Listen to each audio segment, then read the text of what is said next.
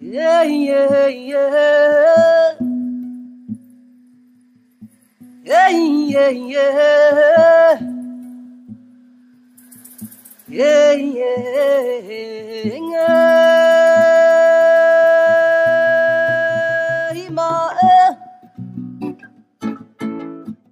Je suis Séverin Kwame, je suis sociologue ivoirien. J'ai été formé à l'université Alassane Ouattara de Côte d'Ivoire, où j'ai obtenu un doctorat en sociologie de développement en 2007. Et puis la même année, j'ai été recruté comme enseignant-chercheur.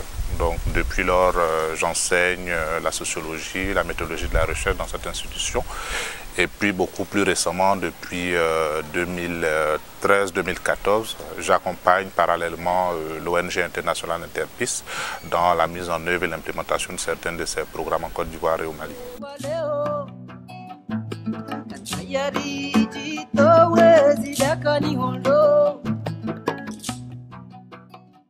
Les nouvelles formes de violence, en fait, ça a été l'objet d'une intense tractation avec l'UNICEF qui a financé le programme parce qu'on ne voulait pas utiliser des concepts stigmatisants comme radicalisation, comme extrémisme violent, parce que c'était des concepts qui, de notre point de vue, étaient connotés, fortement stigmatisants. Donc il fallait avoir une notion générale plus large qui permet justement d'aborder de façon globale la dynamique ou les phénomènes de violence avec les formes qu'on connaît dans le Nord Mali, celles portées par certains groupes dits extrémistes, dits radicaux. Mais de façon globale, l'idée pour nous c'était de couvrir le champ, le large spectre même de la violence impliquant les jeunes dans l'espace urbain ou même au-delà, mais avec un regard qui ne soit pas réducteur quant à ce qu'on appelle localement radicalisation ou extrémisme violent.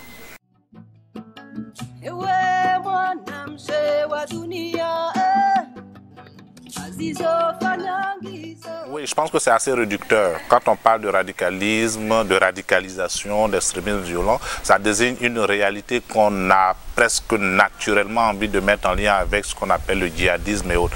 Mais en fait, ce n'est qu'une des formes de toute cette violence qui travaille aujourd'hui nos sociétés. Donc l'idée pour nous, c'est de regarder plus large, d'inviter les communautés à une réflexivité, à une réflexion plus englobante sur les dynamiques de violence.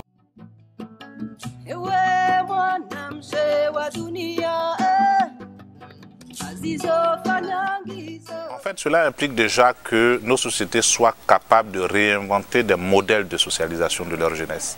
Parce que le constat qui a été fait aussi bien au Mali qu'en Côte d'Ivoire, c'est que finalement, au-delà des explications traditionnelles, des facteurs structurants traditionnels qu'on a beau jeu de présenter comme étant l'absence d'opportunités économiques et tout le reste, en fait, le problème est beaucoup plus profond. Le problème est beaucoup plus profond parce qu'on s'est rendu compte que beaucoup d'initiatives avaient vocation justement à générer des opportunités d'employabilité, des opportunités économiques. Mais malgré ces opportunités, les jeunes restaient engagés dans des trajectoires de violence.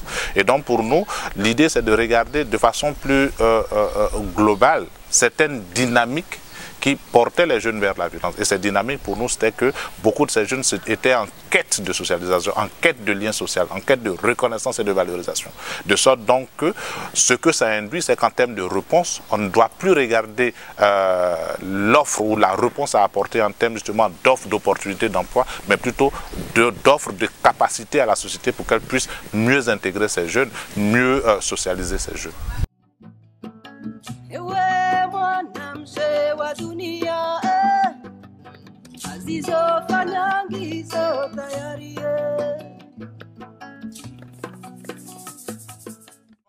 À travers le cas de l'école coranique, on voulait mettre même l'accent sur le fait que certains de ces groupes auxquels les jeunes se rallient ont une vocation de socialisation. Donc il y a une dynamique positive qui est derrière. Parce que, à la différence de la société dans son ensemble, ces groupes réussissent à apporter une réponse à une attente sociale exprimée par ces jeunes. Donc l'école coranique, dans certains cas, parce qu'il y a des effets pervers aussi, mais dans certains cas, il a été mis en évidence le fait que ces instances réussissaient à créer une relation de proximité avec les enfants, entre le maître et l'enfant. Parce que beaucoup de ces écoles, en tout cas, construisaient dans la relation pédagogique une relation de proximité, une relation qui valorisait le jeune. Plutôt que de le considérer juste comme un réceptacle de connaissances, ils créaient une sorte de relation qui allait au-delà du simple cadre de l'école. De sorte que le maître était aussi bien maître au sein de l'école, mais maître en dehors de l'école. Donc il était pour beaucoup de ces jeunes un exemple ou un modèle d'exemplarité. De sorte que, à la différence de ce qu'on voit dans l'école formelle, le maître n'est pas seulement celui qui génère de la connaissance ou transmet de la connaissance. Il transmet aussi un modèle de savoir-être. Et donc, dans le cadre de l'école coranique, par exemple, ce qu'on a vu, c'est que cette proximité pédagogique, ce lien qui se crée entre le maître et l'élève, peut être un élément positif. Seulement, et là on le mentionne, il y a parfois un effet pervers. C'est lorsque le maître instrumentalise cette relation de proximité, instrumentalise la relation qu'il a avec l'élève, c'est là que se trouvent des facteurs de risque. Mais de façon globale, on se rend compte que quand on réussit à créer une relation dans laquelle le maître n'est pas qu'un maître porteur de connaissances, mais un maître qui génère de l'exemplarité, qui génère du comportement, un modèle de savoir-être, c'est clair que ça passe.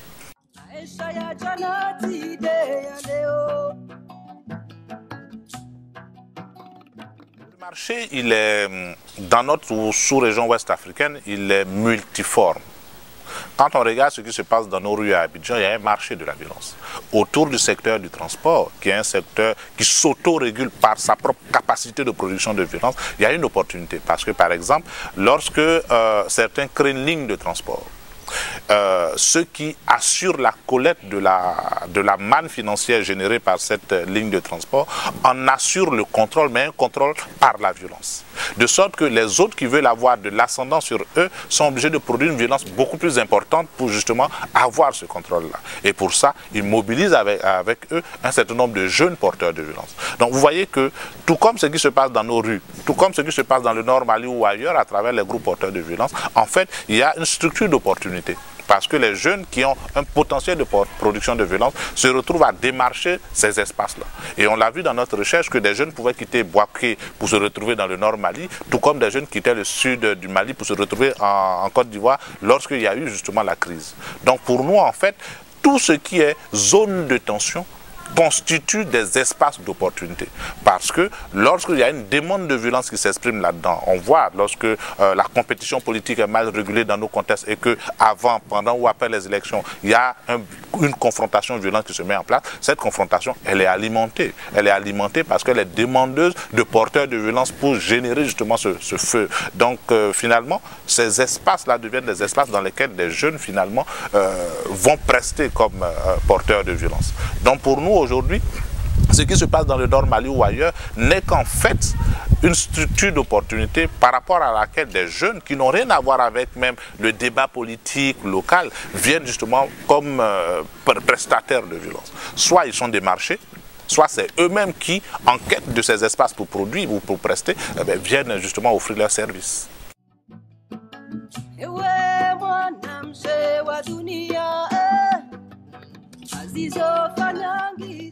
Je pense qu'au cœur de cette recommandation se trouve un besoin important.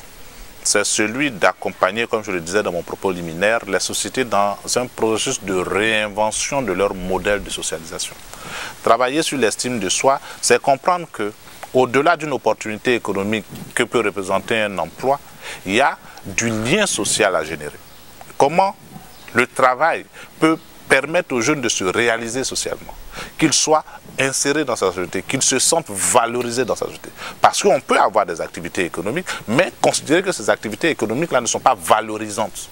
On l'a vu dans certains processus de DDR où on a offert aux jeunes des filets de sécurité, des opportunités d'emploi, notamment tenanciers de cabines ou des choses comme ça. Et beaucoup de ces initiatives n'ont pas été portées à leur terme parce que les jeunes ont quitté ces opportunités. Ils les ont acceptées parce qu'on leur proposait cela, mais lorsque le processus DDR s'est achevé, ces jeunes sont retournés à autre chose. Parce que pour eux, beaucoup le disent en Côte d'Ivoire par exemple, ils n'ont pas pris les armes pour être tenanciers de cabines. Ils n'ont pas pris les armes pour être, comment on appelle ça, gérant d'une ferme agro-pastorale. Parce que dans les imaginaires, les imaginaires de réussite sociale ne valorisent pas cela. Ils préfèrent plutôt peut-être être enrôlés comme supplétifs ou comme petits soldats qui, bien que peu rémunérés, jouit dans sa communauté de l'estime. Parce que quand tu arrives dans les rues de Bouaké, qu'on dit que de toi que tu es un corps habillé, socialement c'est valorisant. Même si tu ne reçois à la fin du mois qu'un pécule de 15 000 francs, mais au moins, quand tu traverses les rues de ton quartier, on dit, ah, celui-là, c'est un corps habillé. Parce que dans les imaginaires, être corps habillé, c'est beaucoup plus valorisant qu'être tenancier d'une ferme agro-pastorale.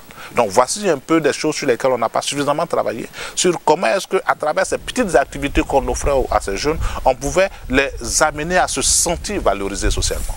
Parce que le regard de l'autre compte, le regard qu'on a sur soi-même, mais aussi et surtout le regard que la communauté est supposée avoir sur nous. Donc il faut travailler à déconstruire cela.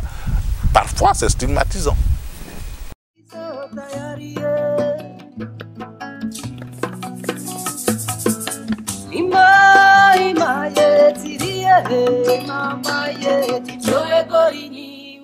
C'est une problématique énorme, la question de la justice. Mais au-delà même de la question de la justice, c'est toute la question même de savoir qui est victime et qui ne l'est pas. On l'a vu dans le cas de la Côte d'Ivoire, il y a tout un débat sur le statut de victime. Ces jeunes aussi sont victimes. Ils sont certainement perpétrateurs, mais ils sont victimes d'une société qui ne réussit pas à leur donner la place qu'ils méritent. De sorte donc que, pour certains d'entre eux, estimer qu'ils sont dans une logique de perpétration de violence et donc que ce sont les autres qui sont victimes, ça parfois c'est mal vécu par certains de ces jeunes. On le voit en Côte d'Ivoire, même dans la terminologie qu'ils utilisent pour expliquer leurs actes qu'ils font. Quand ils vont agresser des gens, ils disent qu'ils vont encaisser. Mais ils encaissent la société. Donc en encaissant la société, ils ne se mettent pas dans la posture qu'ils sont en train de faire du mal. Non, ils se mettent dans la posture de ce que la société n'apporte pas la réponse dont ils ont besoin. Donc, ils construisent cette violence pour faire l'objet d'attention.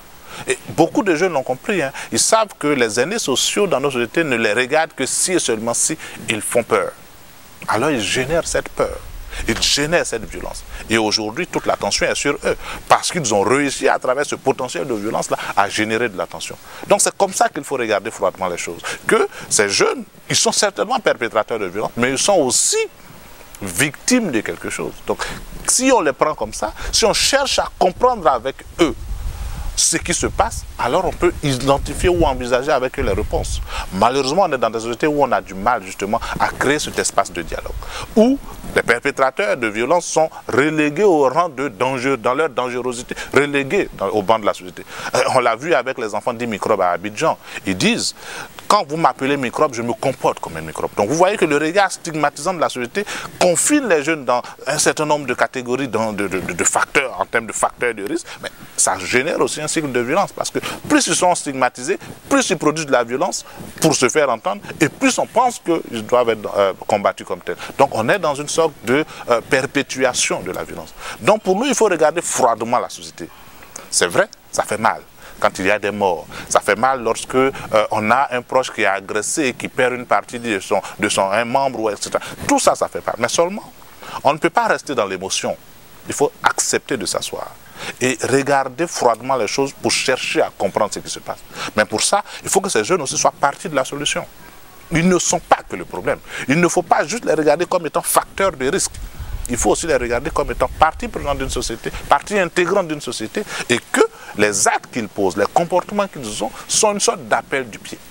Et donc, par rapport à cela, on peut avoir les réponses avec eux.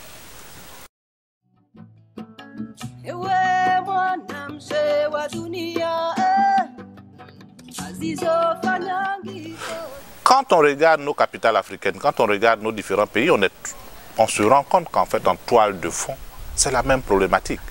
Lorsqu'on commençait ce processus, on voulait regarder de près les spécificités en termes de contexte national. Mais on s'est rendu compte que ce qui se passe à Bamako, ce qui se passe à Abidjan, il n'y a pas de différence. La crise de sociabilité, la crise des capacités de socialisation, elle est partagée. Il y a les thèmes spécifiques qu'on utilisera à Bamako, on parlera de crise de valeur, à Abidjan on parlera de... Mais au cœur de tout ça, c'est la même problématique. En fait, on est dans une société post-coloniale qui ont du mal à se réinventer. Et qui vivent un trauma qui est fort et sur lequel on n'a pas réussi encore à mettre le doigt. Donc le cœur de la problématique, c'est ça.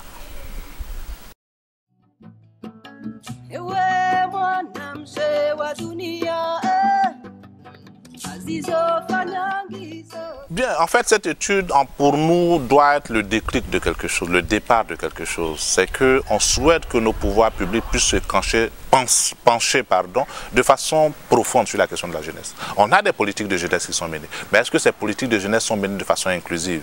Est-ce que ces politiques de jeunesse prennent en compte ces particularités, la complexité des dynamiques? Parce que les jeunes n'ont pas que besoin d'emploi. Ils ont besoin d'être reconnus comme partie de la société. Mais lorsqu'on est dans la société dans laquelle il reste des enfants, de grands enfants, parce qu'en fait, beaucoup de ces jeunes sont plongés dans une sorte d'enfance durable. À 45 ans, quand vous arrivez à Abidjan, il y a certains qu'on appelle « mon petit ».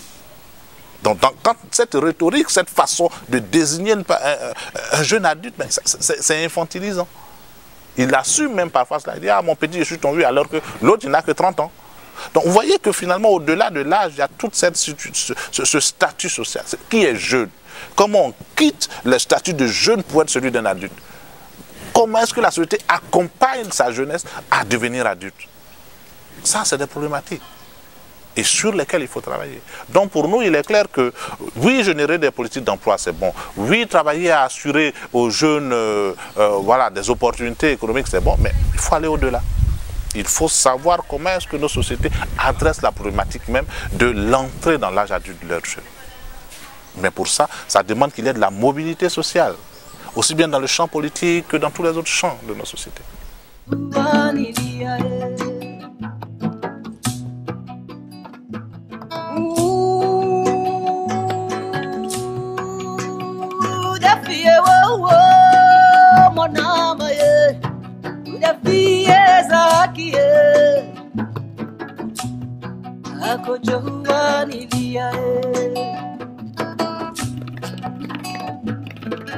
Ewe mlezi mbawa Mbache unagona ketosha holo